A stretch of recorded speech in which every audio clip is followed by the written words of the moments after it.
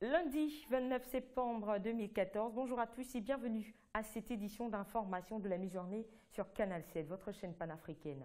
Ouvrons ce journal avec la République démocratique du Congo. La question d'une éventuelle révision de la Constitution continue de susciter le mécontentement dans le pays. La population a répondu massivement samedi à l'appel lancé par l'opposition et la société civile pour dire non au projet de Joseph Kabila à travers une marche pacifique organisée à Kinshasa. Le reportage de Sylvie Galoula d'Afrique Actualité.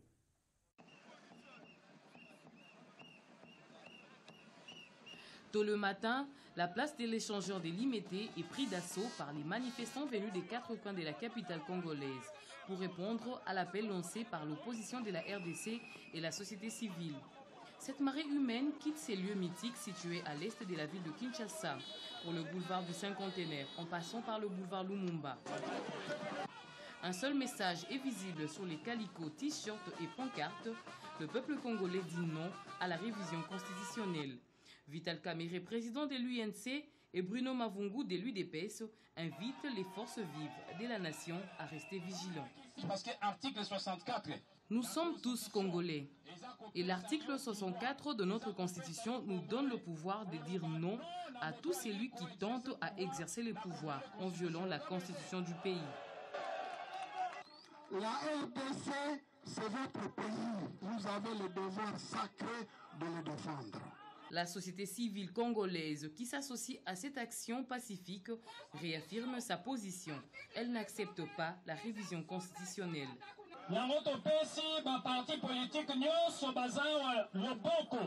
Nous, société civile, nous sommes de cœur avec les partis politiques de l'opposition.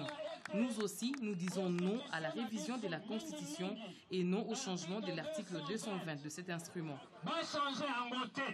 Ces organisations exigent également la libération des prisonniers politiques, dont Eugène Diomindongala, Jean-Bertrand Ewanga, tous députés de l'opposition, et le journaliste Mike Mukebai. Elles demandent au gouvernement d'organiser sans délai un dialogue conformément à l'accord cadre de Addis Abeba. En Égypte, le tribunal ayant jugé l'ex-président Hosni Moubarak pour complicité de meurtre de centaines de manifestants durant la révolte populaire qui a occasionné son départ du pouvoir en 2011 a reporté samedi son verdict au 29 novembre. Une situation qui a amené pro- et anti-Moubarak à manifester devant cette juridiction. Aziz Maïga au commentaire. Alors que le verdict du procès d'Hosni Moubarak se fait attendre, la tension monte. Samedi, les pro- et anti-Moubarak ont manifesté devant le tribunal. Pour les anti-Moubarak, il ne fait aucun doute que l'ex-président égyptien sera inculpé pour les faits qui lui sont reprochés. À mon avis, il écopera de la peine capitale, car c'est lui qui a attaqué et combattu les révolutionnaires, aussi bien sur la place Tahrir que sur la place Arbaïn à Suez, ou place Ibrahim à Alexandrie.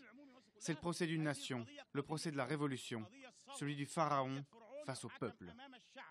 Si la justice n'est pas équitable, cela va inquiéter les gens et les amener à manifester. Nous ne voulons pas cela. Nous voulons la stabilité du pays pour gagner notre pain. Les pro-Moubarak espèrent que le tribunal admettra enfin que l'ancien président n'avait donné aucun ordre de tirer sur les manifestants lors des événements qui ont provoqué sa chute. Selon eux, les crimes qui lui sont reprochés ont été commis par les frères musulmans. Nous savons qu'il sera innocenté. Le président n'a rien fait. Il n'a tiré sur personne. C'est ce que disent les vidéos et la police. Ce sont les frères musulmans qui ont tué ces gens. Monsieur le Président, nous sommes désolés pour ce que vous subissez et pour ce qui est arrivé à l'Égypte. Vous serez innocenté par la volonté de Dieu. Pour empêcher les violences entre les deux camps, des centaines de policiers et de soldats déployés à l'extérieur du bâtiment sont intervenus pour rétablir la sécurité. À Genève, l'Organisation mondiale de la santé a indiqué vendredi que des milliers de vaccins expérimentaux contre le virus Ebola, développés par les sociétés britanniques et américaines, devraient être disponibles début 2015. Cette annonce de l'OMS a le mérite de rassurer les pays non affectés, mais menacés. Reportage. C'est au cours d'une conférence de presse à Genève que la sous-directrice de l'Organisation mondiale de la santé a indiqué que de milliers de vaccins expérimentaux contre le virus Ebola, développés par la société britannique GSK et américaine New Lake Genetics, seraient disponibles dès le début de l'année 2015, confortant ainsi les espoirs de millions d'Africains menacés par l'épidémie. Nous espérons obtenir des résultats sur les 2 vaccins d'ici la fin de l'année. Avant la fin de l'année, et si tout va bien, ça suppose que tout aille bien, nous devrions être en capacité d'utiliser ces vaccins dans les pays touchés en tout début de l'année prochaine, en janvier. Bien que les vaccins contre le virus Ebola aient été au centre de cette communication, la représentante de l'OMS a tenu à préciser que le travail s'étendait sur d'autres types de produits. Nous, à l'OMS, nous travaillons avec beaucoup de partenaires sur 3 types de produits. Les premiers, ce sont les médicaments. Les deuxièmes, les médicaments dérivés du sang ou du plasma. Et les troisièmes, les vaccins.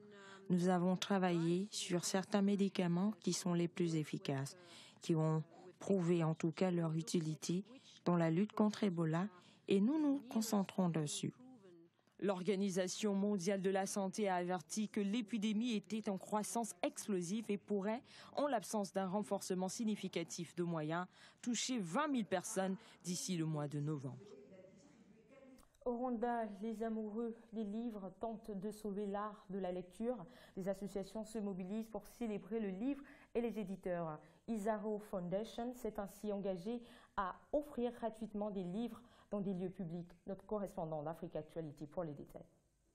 La lecture individuelle est une culture en voie de disparition dans la société rwandaise. Cela est dû à l'évolution de la technologie d'information qui permet surtout aux jeunes d'avoir accès à la télévision et Internet, contrairement aux 2 ou 3 décennies écoulées. La conséquence se manifeste immédiatement dans des écoles secondaires où pas mal d'élèves connaissent la difficulté de faire de bonnes lectures ainsi que d'autres citoyens. Cette situation est déclarée critique par l'État. Par conséquent, la première bibliothèque nationale a vu le jour en 2012. Afin de motiver le Rwandais à avoir l'habitude de lire et écrire ainsi que maîtriser le langue, des jeunes groupés dans la fondation Isaro ont consacré une semaine de distribution gratuite des livres au sein des écoles secondaires et à la Bibliothèque nationale. Peu de Rwandais seulement peuvent terminer leurs phrases sans mélanger la langue principale avec d'autres langues couramment parlées au Rwanda. C'est horrible. À part les écoles et la Bibliothèque nationale, nous planifions également la distribution gratuite des livres dans des lieux publics comme restaurants et gares routières. La nécessité de conserver la lecture dans la culture rwandaise moderne est le souci du gouvernement, surtout la préoccupation de jeunes Rwandais. La page culturelle de ce journal avec le cinéma et le tournage du film Run, première grande production ivoirienne après les 10 années de crise qu'a vécu ce pays. Ce film est à certains égards une bouffée d'oxygène pour l'industrie cinématographique locale. Reportage de l'AFP. Fin du tournage du film Run. Il est le premier film d'importance à raconter la crise en Côte d'Ivoire qui a fait plus de 3000 morts en 10 ans. Philippe Lacotte, réalisateur franco-ivoirien, avait déjà abordé ce thème dans un documentaire. Aujourd'hui, il utilise la fiction avec une équipe qui vient en majorité de la Côte d'Ivoire et du Burkina voisin pour revenir sur un cycle de violence. Pour moi, ce qui est important, c'est de raconter des êtres humains avec des failles, avec des espoirs, avec des trajectoires qui dévient un peu et de se questionner. La question principale de ce film, c'est comment nous sommes arrivés à la violence. Le film est une course-poursuite pendant laquelle on découvre le passé du personnage Run et comment il est tombé dans la violence. Abdul Karim Konaté joue le personnage de Run. C'est un autodidacte des quartiers populaires d'Abidjan qui a découvert le théâtre à l'école. Il joue aujourd'hui son premier grand rôle après avoir été témoin des 10 années de crise en Côte d'Ivoire. Moi, ça me rappelle des moments que j'ai vécu pendant la guerre. Voilà, parce que j'étais là. J'étais à Yopougon, là où ça a vraiment chauffé, quoi. Donc je peux dire qu'il y a des scènes qui ressemblent textuellement au vécu réel pendant la guerre. La crise a aussi ravagé l'industrie cinématographique en Côte d'Ivoire. De 80 salles, il n'en reste plus que 2. Alors pour le ministère de la Culture, le cinéma est une priorité. Le gouvernement veut redévelopper les salles de diffusion, mais aussi financer des productions locales. Pour Run, il a investi 7% du budget total du film de 1 800 000 €. C'est un partenaire à réussir dans le cadre d'une coproduction, etc. Non, c'est vraiment pour nous un film qui va marquer le retour sur la place nationale et internationale de la Côte d'Ivoire dans le domaine du cinéma. Sorti en salle en Europe prévu pour le deuxième semestre 2014, en Afrique, il sera diffusé à la télévision en 2015. Et puis du sport football pour la fin de ce journal au Gabon. La 3e journée des éliminatoires de la Coupe d'Afrique des Nations 2015 se prépare. La Commission nationale d'organisation et de gestion des événements et manifestations à caractère national et international a rencontré ce dimanche la presse nationale et internationale pour informer nos confrères des dispositions prises pour l'organisation du match Gabon-Burkina Faso du 11 octobre prochain. Mamadou Niang au compte rendu. Dans la perspective du match Gabon-Burkina Faso comptant pour la 3e journée éliminatoire de la CAN 2015, la Commission nationale d'organisation et de gestion des événements et manifestations à caractère national et international a convié la presse à une rencontre d'échange et d'information sur les dispositions prises en direction du match prévu le 11 octobre prochain. C'était fait, la CNOGMCN et la Fédération gabonaise de football ont pensé qu'il était nécessaire de permettre à ce qu'il y ait un maximum de personnes au stade. Ça passe par l'attractivité au niveau des prix des billets qui vont donc donner accès au stade, à savoir 10 000 francs CFA pour les premières catégories, 5 000 francs CFA pour les deuxièmes catégories, 1 000 francs CFA pour les troisièmes catégories et 500 francs CFA pour les quatrièmes catégories. Le secrétaire général de la Fédération gabonaise de football a informé sur l'arrivée des arbitres, du commissaire du match et des joueurs répartiteurs sélectionnés. Les officiels choisis par la CAF sont M. Jacques Gambou, commissaire de match, il est de nationalité congolaise, et il y a un quatuor d'arbitres ghanéens conduit par Lamté.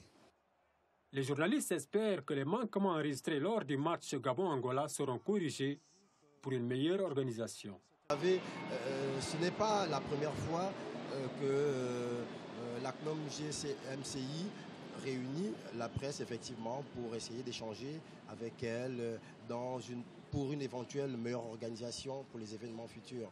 Maintenant, reste à voir le 11 octobre si effectivement tous ces aléas ne seront plus de mise. Après 2 journées disputées, le Burkina Faso et le Gabon occupent respectivement la première et la deuxième place du groupe.